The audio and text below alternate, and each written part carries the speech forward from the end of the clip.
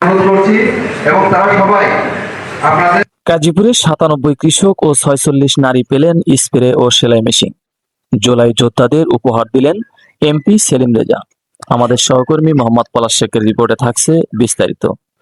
সিরাজগঞ্জের কাজীপুর উপজেলা প্রশাসনের উদ্যোগে বার্ষিক উন্নয়ন কর্মসূচির এডিপি আওতায় ৯৭ জন প্রান্তিক কৃষক ও ৪৬ জন অসহায় দরিদ্র নারীর মাঝে কৃষি উপকরণ ও সেলাই মেশিন বিতরণ করা হয়েছে।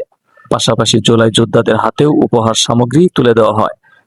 শনিবার ১৫ই আগস্ট উপজেলা প্রশাসনের আয়োজনে অনুষ্ঠিত অনুষ্ঠানে ৯৭ জন প্রান্তিক কৃষককে কৃষি উৎপাদন ও সহায়তার জন্য স্প্রে মেশিন এবং দর্জি প্রশিক্ষণপ্রাপ্ত ৪৬ জন অসহায় ও দরিদ্র নারীকে আত্মনির্ভরশীল করার লক্ষ্যে সেলাই মেশিন প্রদান করা হয়।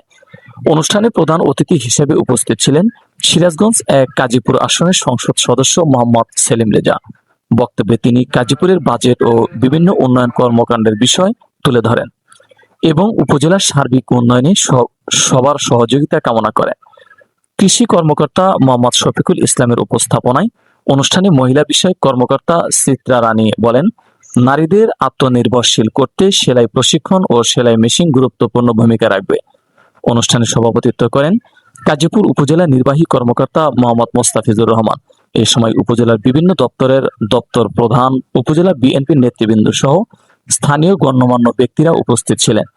বক্তারা বলেন, প্রান্তিক কৃষকদের আধুনিক কৃষি উপকরণ এবং প্রশিক্ষণপ্রাপ্ত নারীদের সেলাই মেশিন প্রদান তাদের আয় বৃদ্ধির পাশাপাশি পরিবার ও সমাজের অর্থ সামাজিক উন্নয়নে গুরুত্বপূর্ণ ভূমিকা রাখবে।